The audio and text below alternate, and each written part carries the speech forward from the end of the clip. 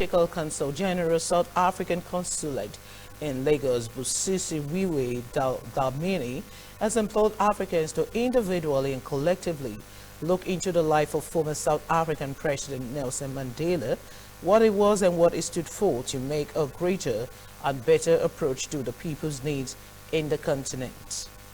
The Deputy Consul General was speaking at the commemoration of Nelson Mandela Day, the third edition of the Umoja African Student Leadership Network Summit themed Making More Mandelas on Wednesday in Lagos, emphasized that making more Mandela like-minded people would help develop the continent politically, economically, socially and culturally. The Vice-Chancellor, University of Lagos, Professor Folashade Ogunshola, who was represented by the Dean of Student Affairs, Unilag, Professor Musa Obalola, admonished African youth to build strong political and economic commitment that will make African continental better. In his remark, the Research Associate Professor at the Institute of Africa and Diaspora Studies, University of Lagos, Dr. Kayode Eshola, advised that Africans should find their way back to their roots, recognize those things in Africa that can aid competition with the Western world, tap into available resources and collaborate with foreign ideas for improvement. The Chairman, Education Writers Association of Nigeria, Ewan, Mujid Alabi, noted that materialism, the crave for power, wealth and fame has overridden the foundation, meaning and purpose of leadership in Africa. Love. So I don't know what you are going to, how we are going to describe him, what you see in him. Of course, you have reflected on his life. What did you see in Nelson Mandela? That is worth celebrating. The man is today a global icon, and we are celebrating him. We are coming together, particularly with the youth. What can we take away from the life of Nelson Mandela that we want to emulate? We say we want more of Mandela's. How do you live your life such that you be like Nelson Mandela? That is what we're here for today.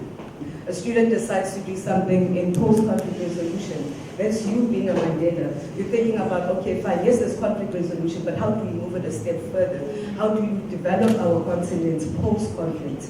You're studying something in human rights. You want to be in the Human Rights Council. That is you being a Mandela to say, okay, how do we advocate not just for the children's rights, but for the rights of Africans? So I think what we need to take from this session is looking beyond just 67 minutes. It's more than just us painting. It's us living Nelson Mandela to say, this is the situation we're faced with right now. We must play our role.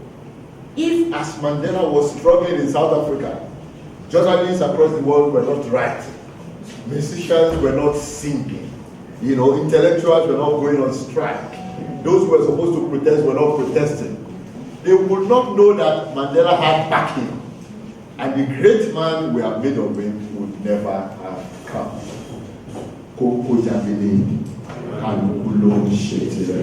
Why are we not here today? For other African leaders who try to perpetuate themselves in power. Why are we not here today? For other leaders who are so powerful, and they became so powerful, they spent years in government. Mandela had the opportunity to perpetuate himself in power. But between 1994 and 1999, what did he do? He said he was going. It was over. He spent only a term. He had the opportunity to continue. Why did he continue? Do we still have the spirit of Mandela in more Africans today? We must make education affordable. We must present quality education. When we empower the younger generation with quality education, we can make more Mandela.